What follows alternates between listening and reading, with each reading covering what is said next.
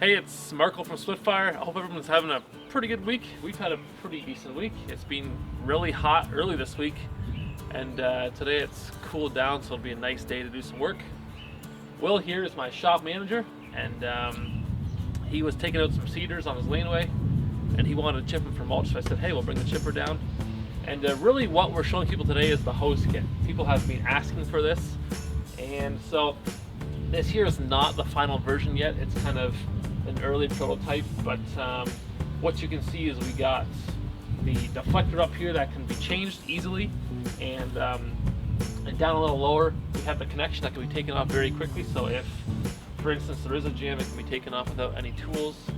And so the goal of something like this is to blow it into a trailer, so you're not putting the stuff in the ground. You're just blowing it into a trailer. When the trailer's full, you can go dump it, fill it back up, and go from there. So that's why we're using a rear hitch, and the hose kit just hooks right onto a trailer. Or, let's say you have sort of a bucket or something like that, you can clip on the side, and you could just throw the chips right into there. So you'll notice here we have a bunch of cedar. It's fairly small stuff. I think the biggest we see is maybe 3-inch. So it'll chip pretty good. But you'll notice that when we're chipping stuff, we want to keep the RPMs of the chipper up, because it's very important both to have the chips going at a very fast speed, but also to keep the airflow coming out of here very high so that we don't get a clog in the tube. And that's also why the tube is clear, so that if we do see something build up, we can stop or give it a tap and it'll go through.